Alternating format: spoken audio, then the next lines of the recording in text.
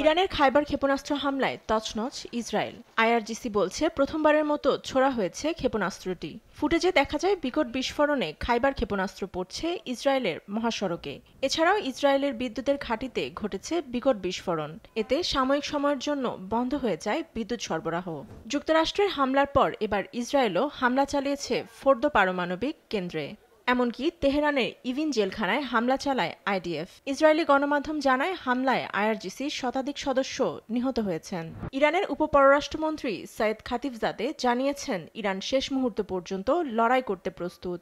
50,000 মার্কিন সেনাকে কফিনে ওভাল অফিসে পাঠানোর কথা বলেছেন ইরানের রাষ্ট্রীয় টেলিভিশনের উপস্থাপক মেহেদি খান আলীজাদে। মধ্যপ্রাচ্যে মার্কিন ঘাঁটিতে হামলা হতে পারে, আইআরজিসির এমন হুমকির পর এবার বোমা ফাটালেন ইরানের এ উপস্থাপক। অন্যদিকে দ্রুত যুদ্ধ শেষ করতে চায় বলে ইরানের কাছে বার্তা পাঠিয়েছে ইসরায়েল। ইসরায়েলি টেলিভিশন 12-এর এক প্রতিবেদন অনুসারে আগামী কয়েকদিনে অপারেশন রাইজিং লায়নের মাধ্যমে নির্মূল করা হবে ইরানের পারমাণবিক কর্মসূচি। ইরানের পররাষ্ট্রমন্ত্রী আব্বাস আরাকচি সোমবার মস্কোয় প্রেসিডেন্ট ভ্লাদিমির পুতিনের সঙ্গে বৈঠকে বসেন। এ সময় ইরানের বিরুদ্ধে আগ্রাসনকে ভিত্তিহীন বলে ইরানের পাশে থাকার প্রতিশ্রুতি দিয়েছেন পুতিন। সহায়তা চেয়ে খামেনির লেখা একটি চিঠিও এ সময় পুতিনের কাছে পৌঁছে দেন ইরানের পররাষ্ট্রমন্ত্রী।